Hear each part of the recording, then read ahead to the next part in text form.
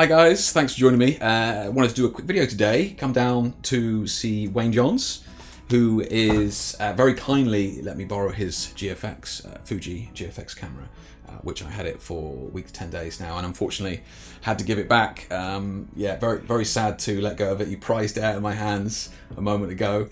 But let me just introduce you. I mean, I've known you a couple of years now, I suppose, 2 or 3 years, and we met through being on Team Bowens. We're both, part of the Team Bowens team, and we've done several, events and on stage and that sort of thing over the years. But you're also a Fuji ambassador as well.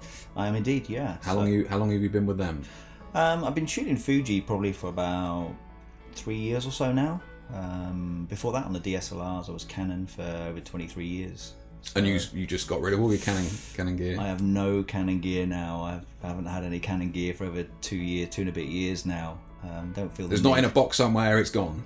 Yeah. It's gone. Everything's gone. The only thing Canon I have left is a hand strap, which fits my Fuji really well. So that's the only thing I've got Canon left with Canon branding on it. Yeah, nothing. Gotcha. It's gone. Yeah. Okay. So which Fuji cameras do you actually own then? I've still got one of the original X Pro 1s. Okay. I've got the X Pro 2s, XT2s, and obviously the GFX as well on the medium format side. Brilliant.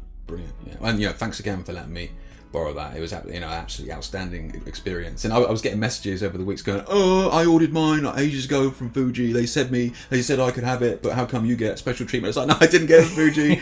Never did Fuji. It's just a very kind friend of mine. Let me borrow his. But yeah, there's a lot of people out there waiting to get their hands on it. I know there's a guy said he's getting his. He's got 3 more weeks until he can get it.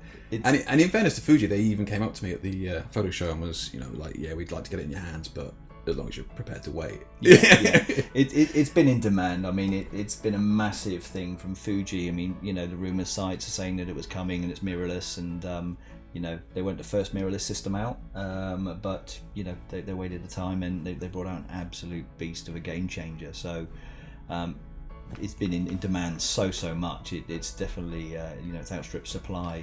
I think even more than Fuji realised from the outset. So. Yeah, I'm sure.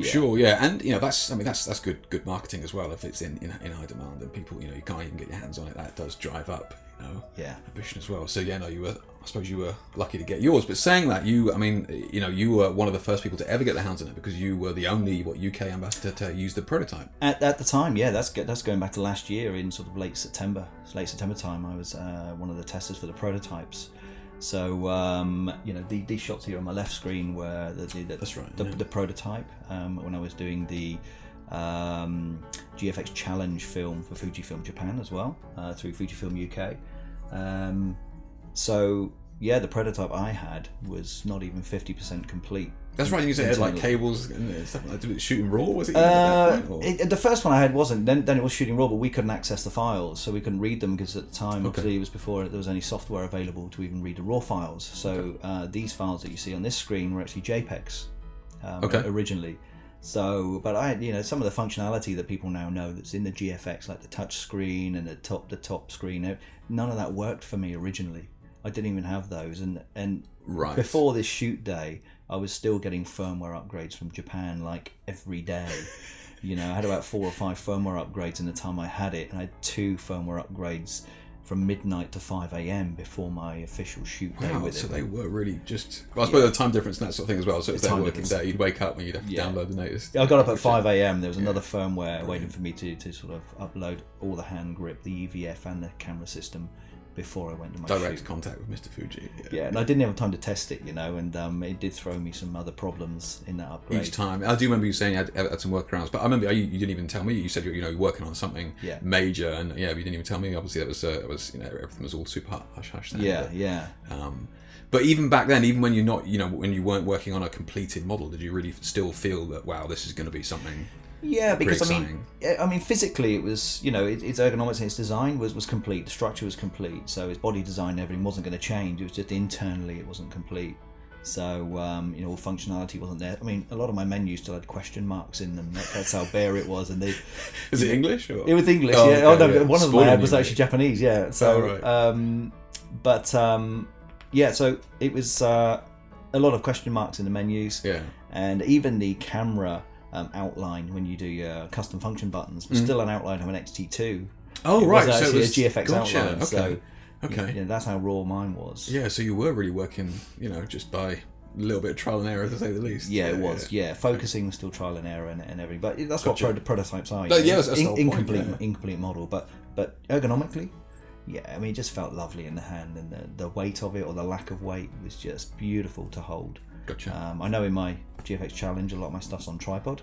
GFX Challenge, was that? Sorry. That was something that Fujifilm Japan wanted us to do. The ambassadors that were testing the prototypes, we had to do a bit Around the world. So it was you in the UK, and then there was other people in other countries. That's right. Yeah, the other photographers around the world, we're doing our own behind the scenes film with the prototypes for the GFX Challenge in our own shoots.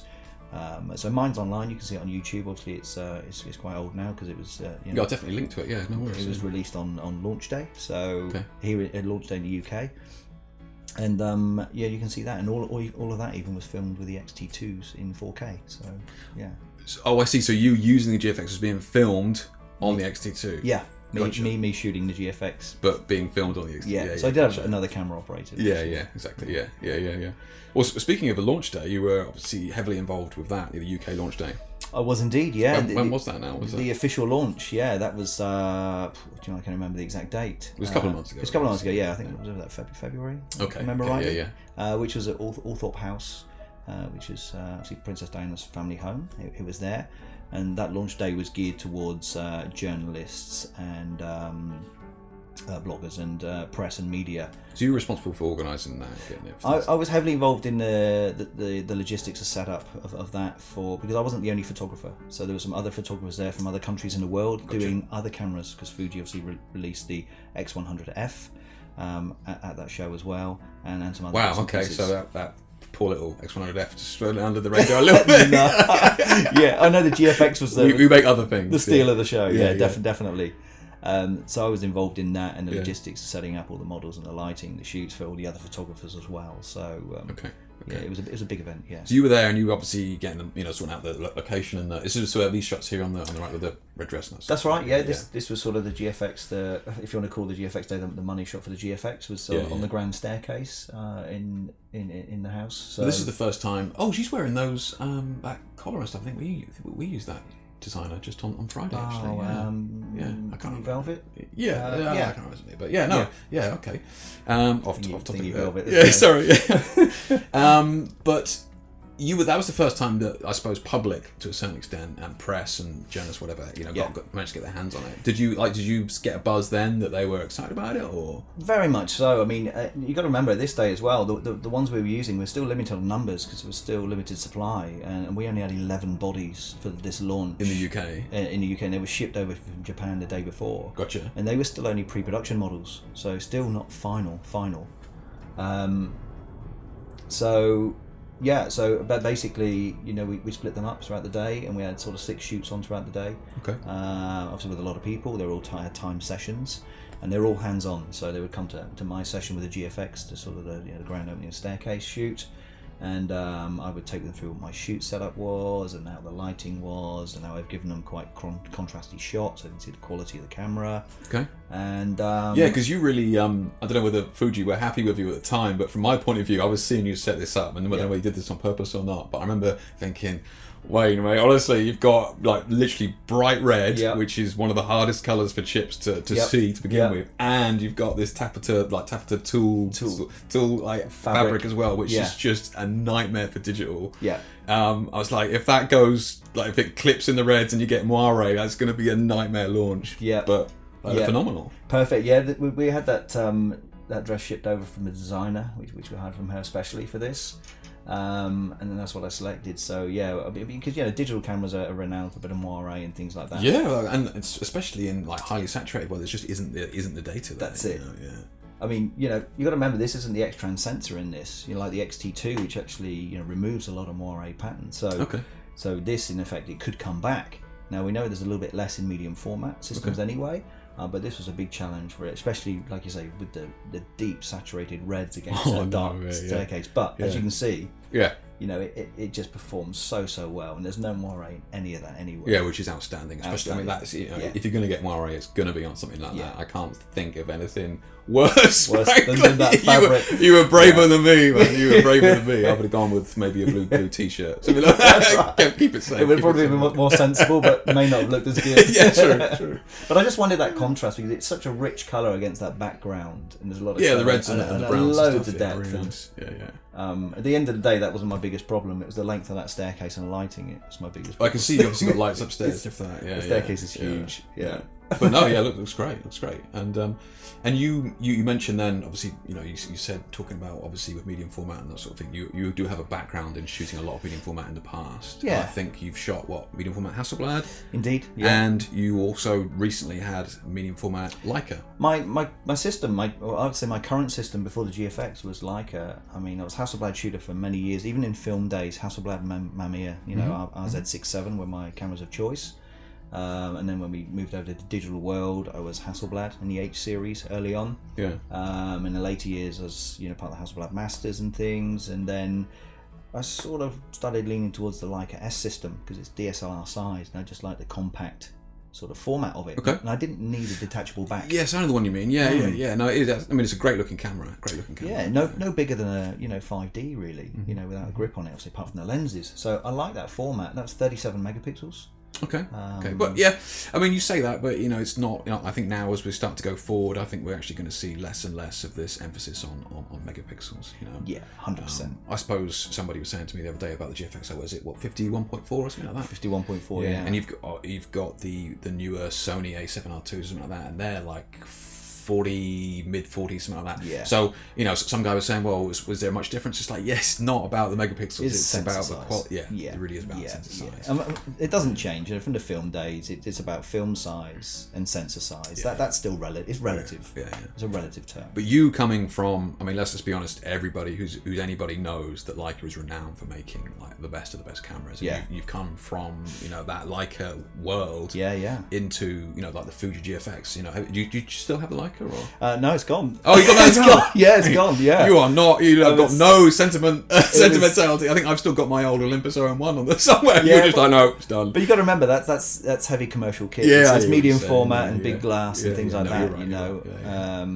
and you know things depreciate in value. I found that out because it only went about 2-3 weeks ago. Okay. So I found out that depreciates a lot since I bought it. Thanks. Yeah, for sure. Yeah, it's a beautiful paperweight. Yeah. So what made you like? What is it about the GFX that you know? Because you're a commercial shooter. Like you have to. You know, it's not regardless of what you say on camera here or speak on blogs and that sort of thing. Reality is that you have to use something day to day to sell to your commercial clients. Yeah. So you're going to choose the best that you possibly can do. So why? That's it. Why go with the GFX from your point of view? Well, for me, I mean, you know, I'm now familiar with the Fuji family. You know, if you want to look at it, I still shoot the X-T2s commercially. Sure. I'd say, you know, around 75% of my work is still medium format, commercially based. So, for me, the importance of carrying that through and keeping up to date with that is paramount. So coming to GFX, I mean, they've moved on so much. I know it's only their first medium format mirrorless system, but they've got a big history of medium format from film days and lenses. Their lens history. Yeah, but people don't realise. People don't realise their lens history. If people dig a bit deeper into Fuji's lens history, they will realise, you know, how big they actually are, even for other companies. Okay. So me moving over to medium format GFX, it was the ergonomics of the camera, being familiar with the user interface because it's no different than my X-T2s. The size, the weight, the cost now has come down massively. You know, it's a third of the price of my previous medium format when I bought it. The lenses, the Fuji lenses, the glass in though, they're just absolutely phenomenal. Okay. You know, the detail, the sharpness in those things are out of this world. And I think technology's moved on.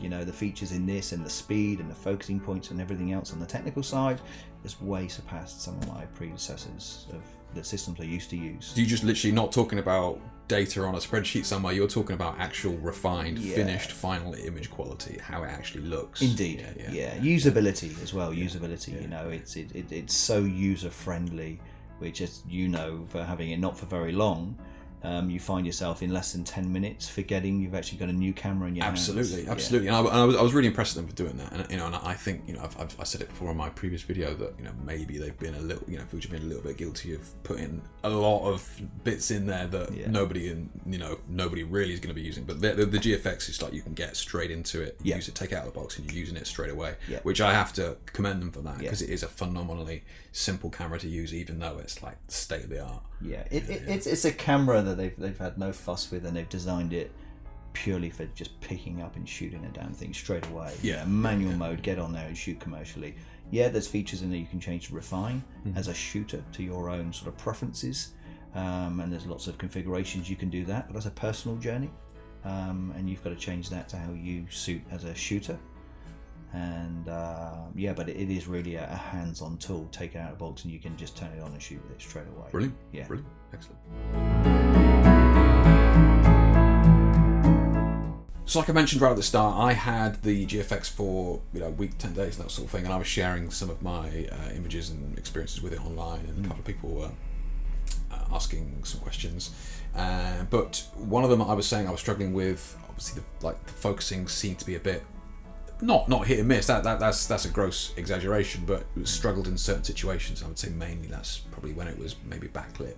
I was shooting on Friday, and there was a big window behind the model, and the actual lights that we had were quite far back, so the modeling bulb wasn't on the foreground and that sort of thing. So it was struggling with it being quite heavily backlit. And you said that that's to do with the way that the focusing works. I mean, this one in particular at the moment is contrast.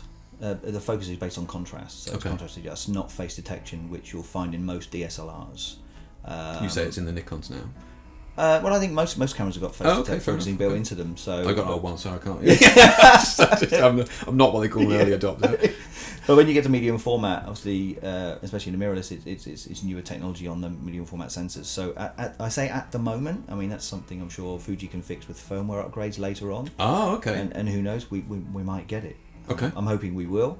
But it can be part of that because it's based on contrast. So any medium format, even non-mirrorless, that's where the focus is contrast based, you get anything especially low light, you'll find that you may start to struggle on focusing. I've had it on previous Hasselblads and things in my previous systems. So it's not an unknown thing. It is based on its limitations with what it is. So that might be part of it. Is something like that. I would say that from me as well. I know I struggled a bit with the heavily backlit subjects, but but for the most part, having the ability to put the focal node on, if I've got a frame like this and I've got being able to put the focal node exactly on the eye without having to focus and recompose was just outstanding. So when I was shooting some more beauty shots where the model was heavily lit and I could just never have to focus and recompose, every single shot was pin sharp. It was amazing.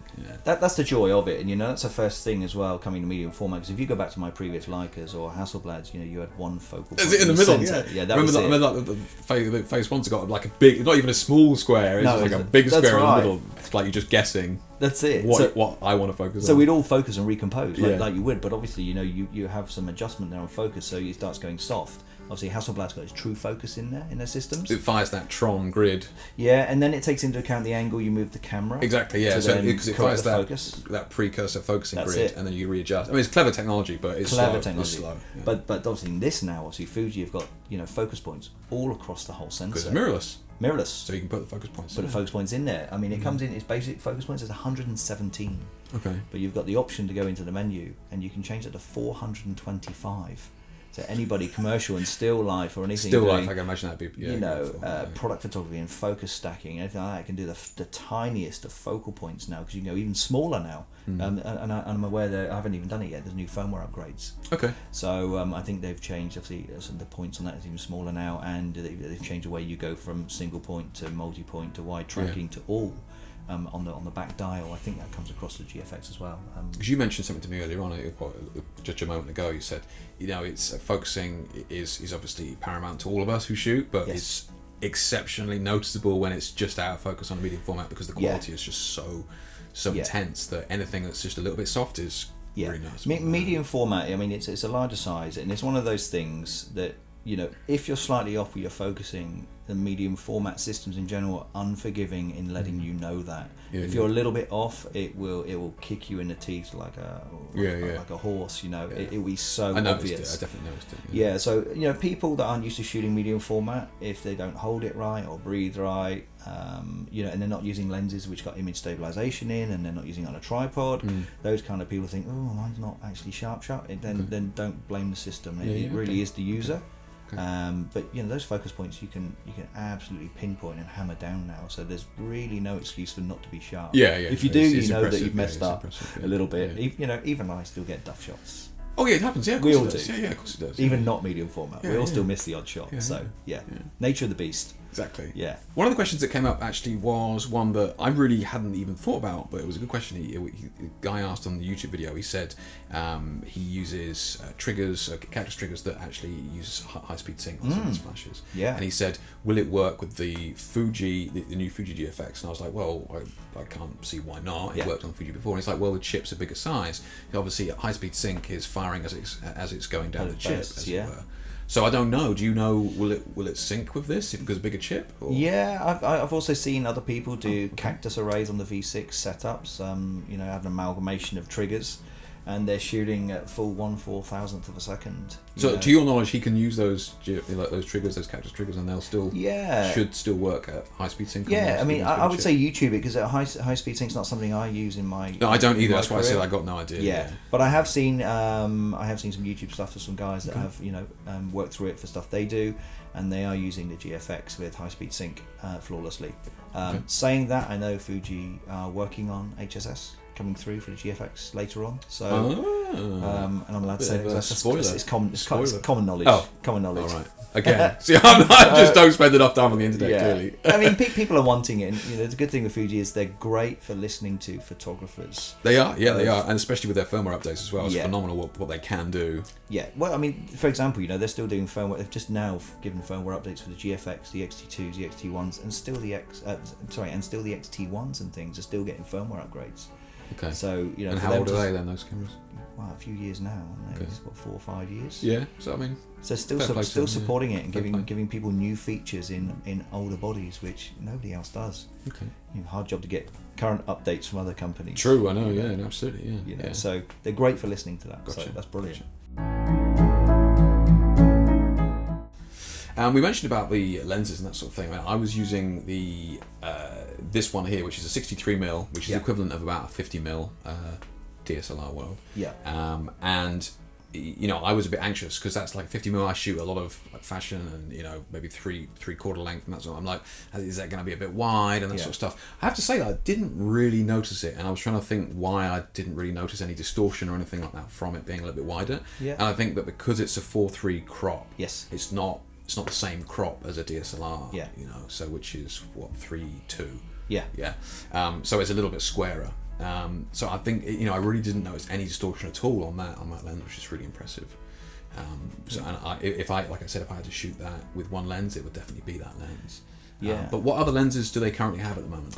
Yeah, well, when the GFX launched, it launched with 3. So that was the 63, that's a 2.8, so it's like your 50mm equivalent. And then it came out with a 32 to 64 zoom, which is like a 25 to 52. Okay. That's f4. Okay. But that had that's 2.8, but that's got image stabilization in it.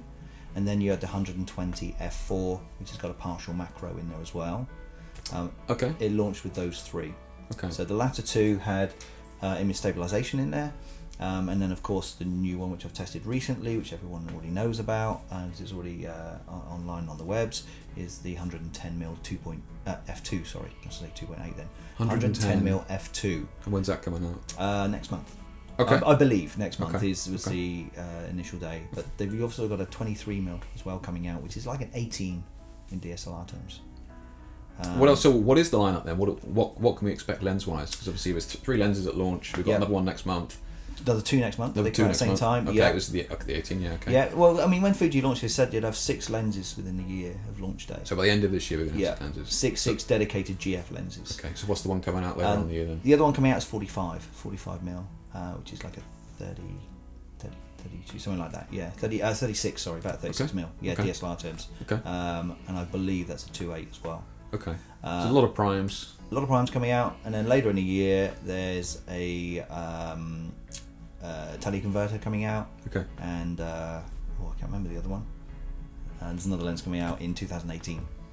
But that it's on the lens roadmap for Fujifilm, so anybody can just have a look online. I'll pop a link to and it that, tells you what's coming out, where we are in the timeline, and where it is coming out in the roadmap. Yeah. Do you think that, obviously the majority of the lenses coming out are going to be primes, and is that just because? I mean, that's the way I see it. But historically, medium format lenses used to be primes. Yeah, anyway. used to be. Yeah.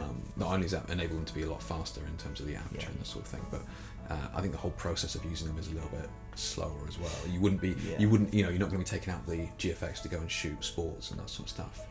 Well, we say that. There are guys out there shooting sports. Oh, okay, fair enough. I watched a clip yesterday, and please everybody go online. I can't remember the photographer's name without looking at it, but he's recently done a GFX Stories. It's another spin-off from the GFX Challenge. He's in Iceland or somewhere, like photographing skiers and snowboarders doing tricks. With the GFX? With the GFX, yeah, and he's just search for it online, and his thing's absolutely pin sharp. Fair enough. Okay. So fair enough. You got to look at it. It's medium format.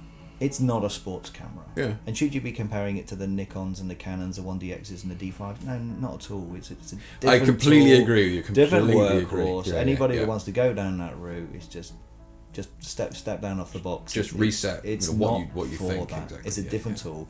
It's not really a sports camera. It doesn't have 10 frames a second. It's medium format, But you're bound to come across this when you bring out, and I've said it before in videos and posts and that sort of stuff online. I do think this is the next step. This is genuinely one of the most exciting steps that we've had. Yeah. In terms of camera technology for a very long time. I know Hasselblad brought out their one a couple of months before and that sort of thing, but still, like these cameras coming out now, the medium format mirrorless, I do think is just gonna draw a line, and it's difficult to compare going backwards. You have to just look at going forwards. You can't just keep going. That's what it used to be on that camera. It's a completely different world. It's now. a different world. Yes, it's a different world. And at the end of the day, medium format's medium format.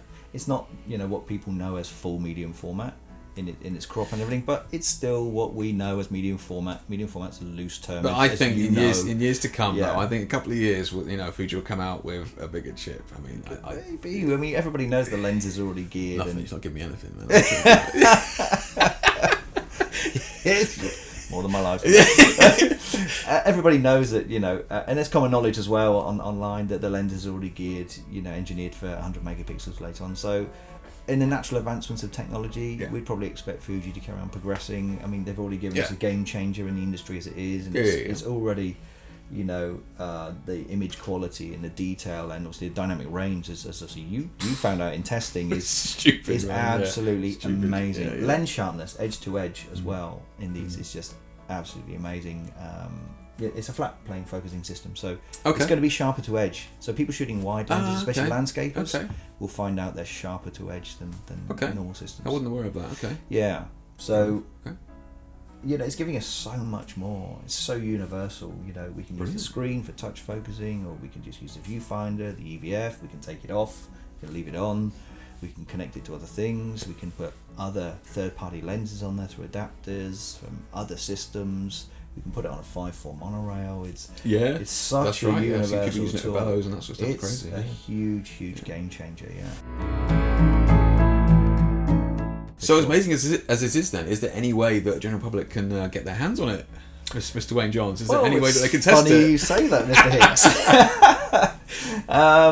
Fuji are doing what we call GFX demo days. Okay. And it's something that I started originally. When it launched, and we did one, and we're now relaunching them. So that's coming up in June, actually. So there's 3 in June. Okay. It is a paid event. So it's not much though, is it?